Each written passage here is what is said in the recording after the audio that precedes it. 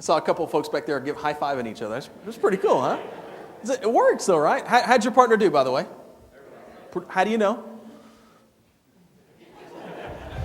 Because you must have done pretty well too, right? I mean, if your partner, if you know that your partner did well, then you must have done pretty well too. Otherwise, you wouldn't know, right? So basically, that little technique, the only thing that you needed to know to be able to memorize that list of items, that list of 10 items or whatever it was that your mind likes to think in pictures. That's it. You know, a lot of times people think that you have to know a bunch of stuff to be successful. No, you have to know a few things and just become very proficient at doing those few things. You don't have to know how to do a ton of stuff, just basically know a little bit and be able to use it well, right? And that's what we did. We basically gave you just a little bit of knowledge about how your brain works, about how your mind works. We let you practice it a few seconds, and it kind of helped out. So let's kind of go through those pictures. But every one of those pictures represents something that we're going to be covering in the next few days. It's going to represent something, one of the aspects of the program, or one of the core competencies of the program. And the way that it works is when you get knowledge, a little bit of knowledge, and you apply it, and you have a success, your attitude improves about that skill set. Remember, right before that I said, how many of you have a great memory, you know, that kind of thing? Anybody have a great memory? Anybody have a photographic memory? No hands go up. So our attitude is not the greatest about that technique, right? And then once we've practiced it a couple of times, how many have improved your confidence a little bit in memory, at least for the time being, anyway, right? Yeah, look at the hands. Look around you. Look at the hands, right? Just a little bit of practice helps us gain some self-confidence in that skill set, right? Some of you are a little bit harder on yourself than the rest of you. That's okay. We'll get you. And then what tends to happen, though, is once we pick up a new piece of information, we apply it, we start going, oh, that was easier than I thought. Okay, well, let me try something else, right? And we start looking for more information. It becomes a positive reinforcing cycle. That's basically what I did with my daughter with learning to ride a bicycle. I taught her one thing, let her get proficient at that, and then taught her something else. Let her get proficient at that, and then taught her something else. Let her get proficient at that. That's the best way to kind of teach somebody something. It's the best way to mentor people, and it's the best way to help grow our confidence personally, as well as the confidence of those around us, become a great mentor. So let's go through those pictures real quick and kind of go over what they mean. The first picture was the lion, right? The first picture was lion. One of the main competencies of this course is self-confidence, because we know that people who are self-confident are being seen by the people around them as being competent, as being effective, at being good at what they do. So self-confidence is a major core competence. It's one of the things that we're going to focus a lot on in the next couple of days. So self-confidence. What's the second picture? The second picture was what was the lion clawing into? It was the iceberg. Remember that first analogy that I gave you right at the beginning was that people very rarely tap into that untapped potential. It's like looking at an iceberg. Most of the iceberg is below the surface. It's the same with us. Most of our potential is hidden within us. If we tap into some of that untapped potential, it's going to help us be more self-confident. So tapping into untapped potential. The third area, what was on top of this? It was a stage, and on top of the stage was the kid, right? The kid who was nervous about his first recital. So one of the other competencies that we're going to cover in the class that we're going to help you with is public speaking fear. We're going to help you eliminate your public speaking fear, at least give you some ideas that will help you reduce that public speaking fear dramatically in the next few days. It's about a third of the class. And then what was the kid holding? Big chain, right? And the big chain, basically that means it's about building trust, building solid teamwork, because your team is only as effective as the weakest link of that chain, right? And so the more effective the trust is between the people on your team, the more effective your team is going to be. And so building up that trust and having solid teamwork. What was the next picture before we go to the next slide? What was the next picture? What's the handshake, right?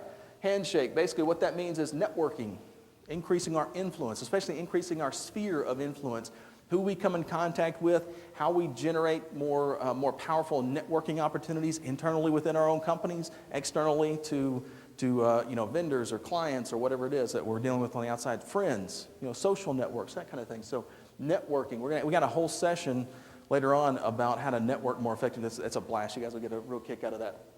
What did the people do that had they were handshaking? What did they immediately do afterwards? They were in a conflict, right? That's what. So basically conflict resolution, because it doesn't matter how good we are at people skills, right? It doesn't matter how effective we are at dealing with people. Those conflicts are going to come up. I'll give you an example. Connie and Craig and I we went up to pick up a couple of extra things for the class here. Some like tape and stuff like that we didn't have. Went to Walmart. I had like 2 or 3 things, right?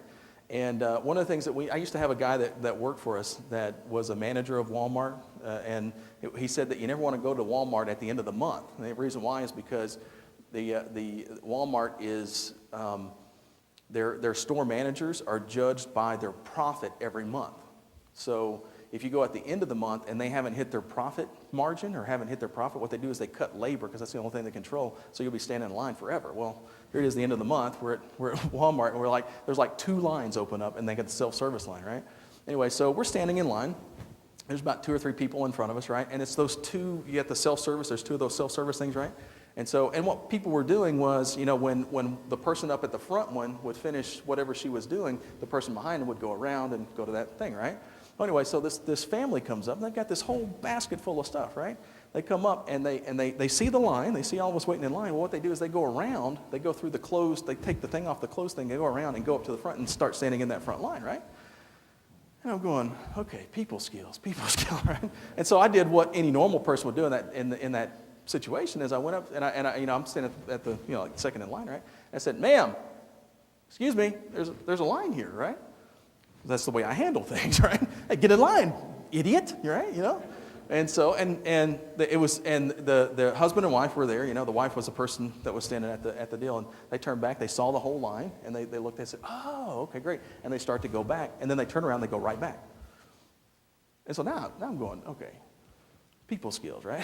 Okay, great. So I go up, and I'm, in the olden days, when I was losing $300 a month, what I would have done is I would have really gone off on this person, right?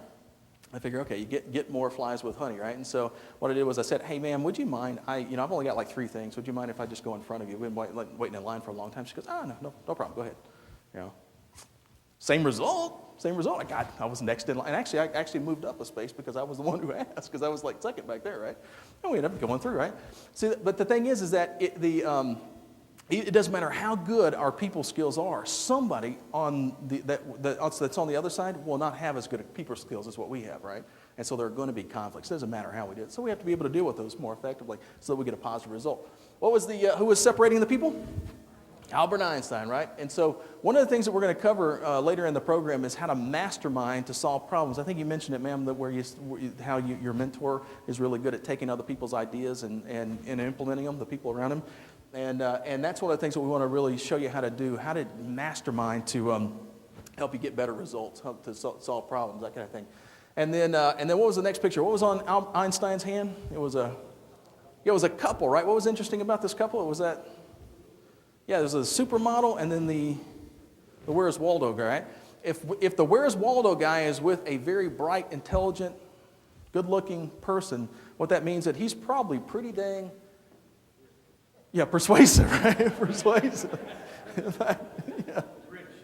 Exactly, rich. Yeah, persuasive. You got to be persuasive, right? I don't want to pick on anybody, but like for instance, like Craig here with who's in the second row here, like his wife Shirley, fantastic person. He had to be pretty persuasive.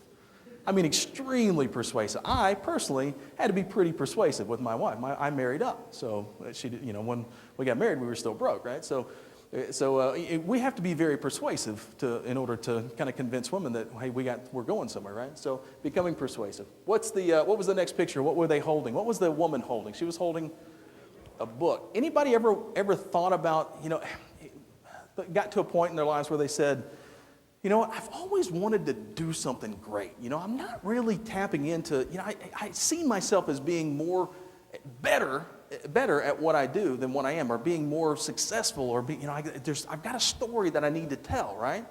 And what we're going to show you how to do in this class is show you how to write your first book. In fact, we can show you some techniques about the third day or so on Saturday. We'll show you some techniques that by Sunday morning, some of you will have written your first book, if you want to, seriously. That's how fast you can actually do this. Some of you could have written your first book by Sunday morning. A lot of times people think that writing books are very, very complicated. They're not. Basically, all you have to realize is that what's common knowledge to you is uncommon to most people. The things that we do on a day-to-day basis that we become experts at, that information is very valuable to other people who are outside of our industry or who are just starting in our industry. How many have ever trained a new person at your office or at your work, done some type of training, right?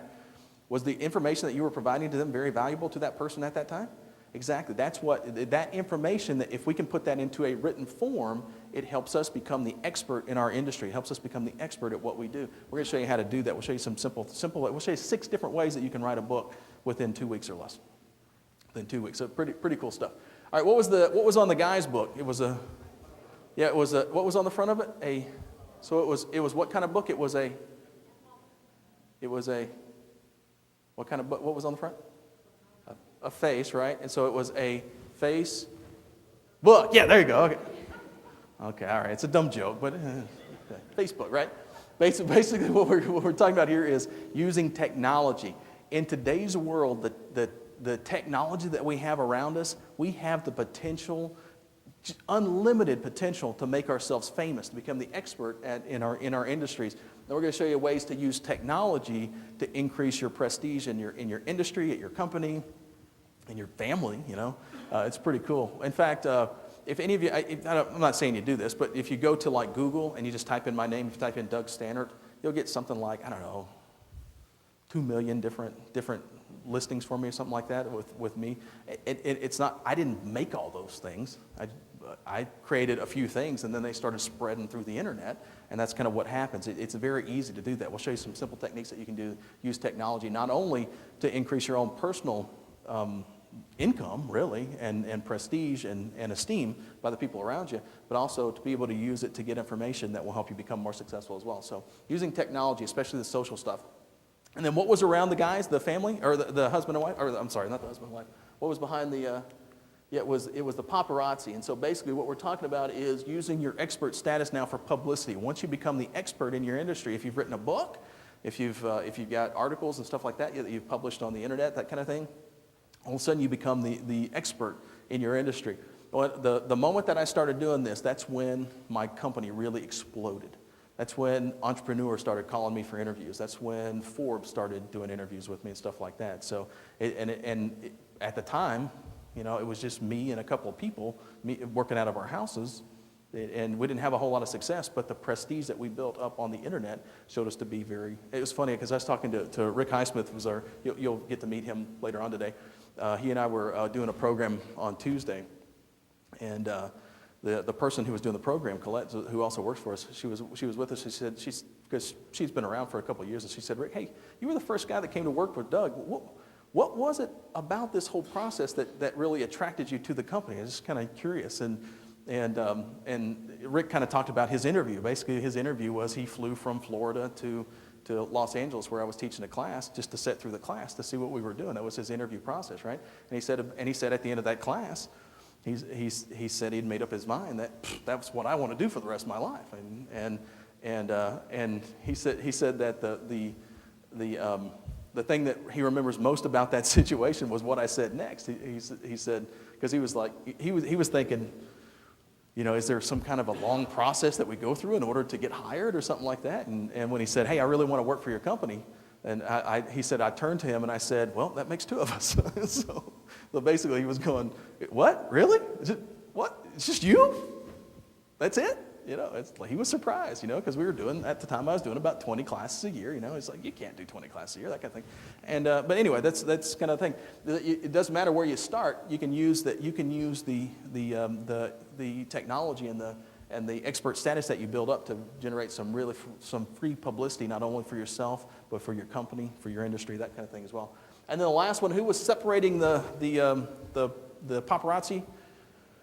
Yes, Patton. It was Patton, and Patton is known as being that great, strong leader, right? So we want to help you become a powerful leader, and that's one of the things that a lot of people come here for. So in addition to the public speaking, in addition to the confidence building, in addition to the expert status, also how to help us motivate and inspire people, that kind of thing. So those are the things that we're actually going to cover here in the program. Does that kind of make sense?